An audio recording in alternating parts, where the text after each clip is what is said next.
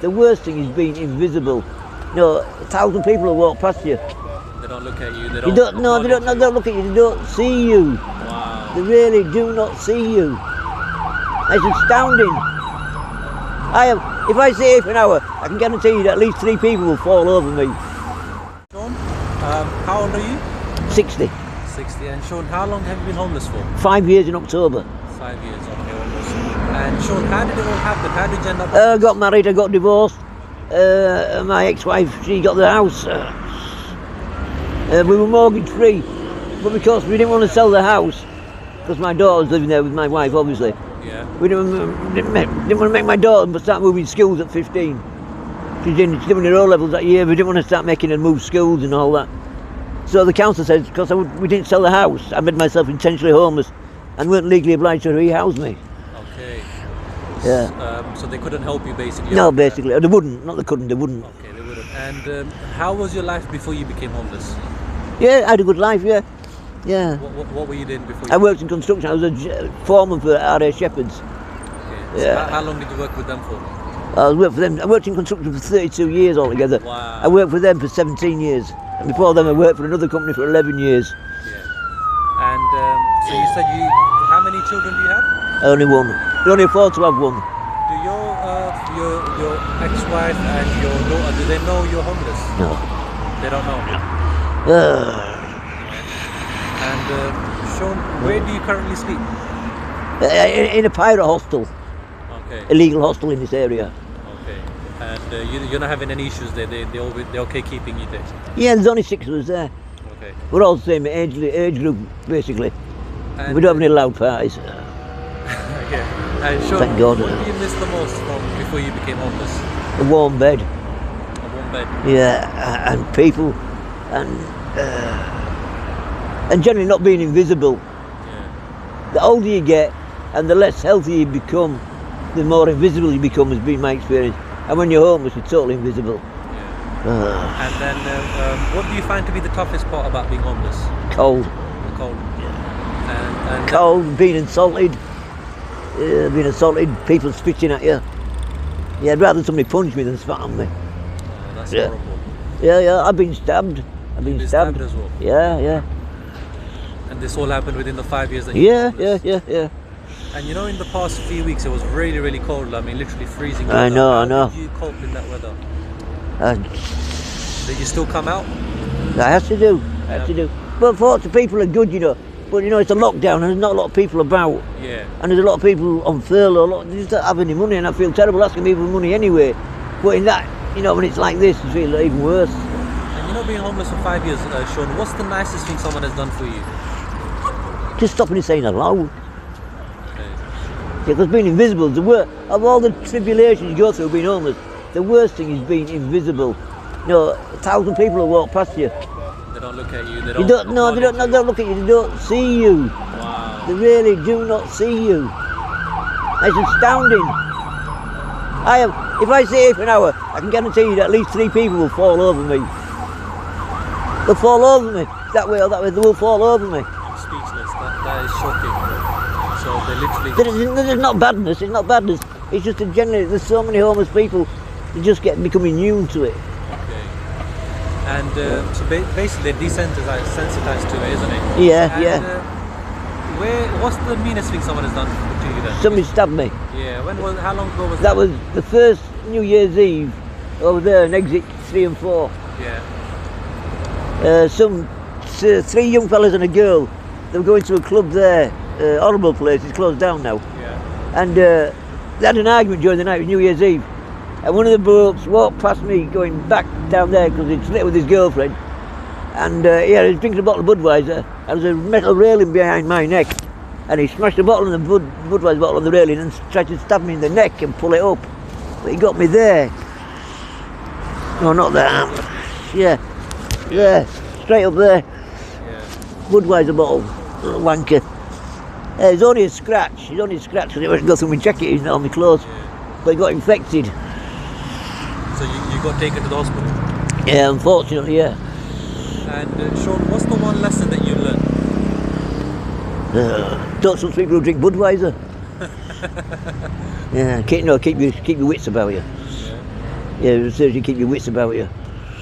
And when you're on the streets, what items do you need quite regularly that you appreciate when people give you? The people give you sleeping bags and blankets, but once they get wet, they're no good to us. We don't have the means to dry them. We can't dry them anywhere. Do you ever get any goods stolen from you? All the time. Yeah. I get given phones quite regularly, at least once a month. I usually give them back. If you've got a good phone, somebody will steal it from you. And these people that steal stuff from you, is it other homeless people or No! regular people walking past? Yeah. If you sat here and you're asleep, you slept out all night, you sat here and you're just nodding off, you wait when somebody's got their hands in your pockets. I've been robbed at knife point. There's a bus stop over there, 55 bus. And these 14-year-old boys, they watched the light, I was asleep, so the lady put something in my pocket there, it was a £10 note, I didn't know I was asleep. The boys seen they put it in my pocket, and I was still asleep, they came across, and I said, no, they're in my pockets, and took out the £10 note. Yeah. It's crazy, isn't it? The people that have everything, they still want more, and they want it from people that don't have anything. They've got nothing. Yeah. And what gets you through the tough times then? There's people, innit? There's far more good people than bad people.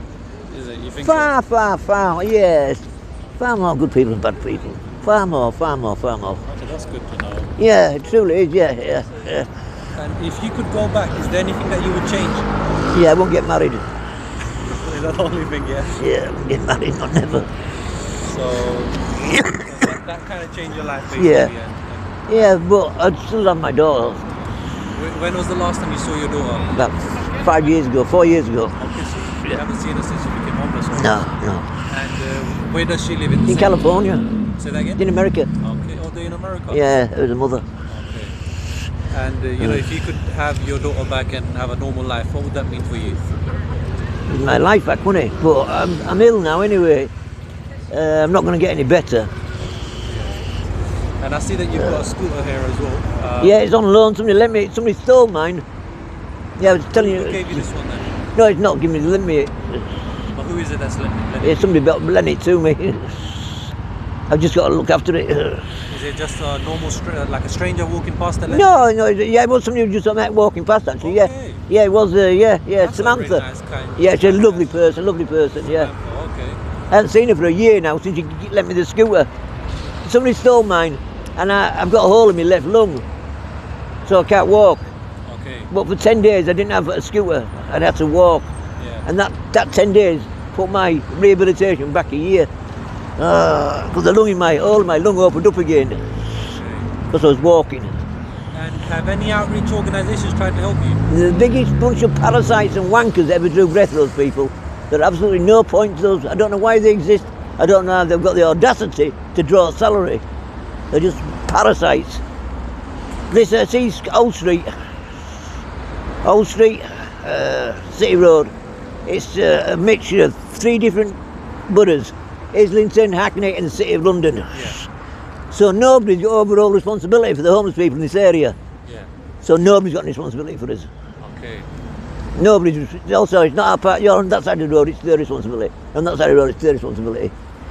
So nobody does nothing. No one's owning up for it, basically. Basically, yeah. Okay. They make appointments to go see them. You get there, you meet up, and they don't turn up. You phone up the number, they don't answer the phone. They're just ticking boxes. It's horrible. No time for them whatsoever. I hear that. The last question, Shawn, is, people that are going to watch this video, what would your final message be to the world? What would you want them to know? Don't become homeless. It's the worst thing that ever happened to you, becoming homeless. And say that they go out tomorrow and they meet someone homeless, what would you advise them to do for the homeless? Don't spit on us. Yeah, just talk. Just talk to people. Talk to them. Yeah, that's all. So you don't have to give them money. You don't have to give them money to buy his food. Just talk. You find out. If you talk to people, you find out who they are, don't you? I was speaking to someone today, Shawn, and they said that the reason they don't speak to the homeless or they don't try and help is because they don't know who's genuine and who's not. And they say a lot of people, they're homeless just to make money, but they actually have accommodation. What would you say to someone if someone said that to you? Give me the accommodation, then take me to the accommodation. Pay for my accommodation. We do get fake homeless people. Funny enough, I was talking to somebody about the same thing today. Okay. There's an Indonesian couple, only 4 weeks ago. She's sat in the bus stop, Yeah. and the guy was walking up and down here. They call people that walk up and down beggar people. We call them spot beggars. So this guy, he wouldn't take change. He wouldn't take coins. So what? He just wanted notes. He wanted notes. Well, what the fuck? So I thought, oh, well, this doesn't sound right. And he was getting hundreds of pounds. His school was. This is. He had to get back to Indonesia. His children were being taken into care, and he needed airfare for him and his wife. He had a good pitch. Yeah. My mate said, yeah, his car's parked round there. He had a brand new car parked in the estate there. Wow. So when he come back to get his car in at night, his car was all broke up. I don't know who did that. All the windows were broke, every panel was scratched, the tyres were slashed. I don't think he came back after that. So the people that say that, Yeah, they're fake, yeah. Incredible. so that does happen. Basically. Yeah, and it's not irregular either. So my thing is that puts people in a dilemma, isn't it? I mean, it doesn't happen to us because we understand the situation a little bit more. But for a regular lay person, they don't know what to do then in that case. Buy food. Okay. One of the criteria. One of the things for fake homeless, they won't take food. Okay. They don't need it, got it at home. Yeah. All right. So that's how you can test. And if you see them on a regular basis, check the homeless person, check what clothing they're wearing. You can't change your clothes every day. You can't. It's not possible. And you see people like the fake homeless people, they change their clothes every day. Okay. I got They always got good haircuts as well. Point goes in. All right. Well, look, very, very nice speaking. It's nice to meet you too. Man. Yeah. Bless you. Okay. Shawn, so we've just interviewed you and you said you've been homeless for about 5 years. Yeah. And Shawn, we have a lot of subscribers to our channel that give out clothes, that they don't donate clothes and money as well. And with the money we buy clothes and food. We've given you some clothes as well. What is your message to the people that have donated? Thank you. Thank you from the bottom of my heart. Thank you.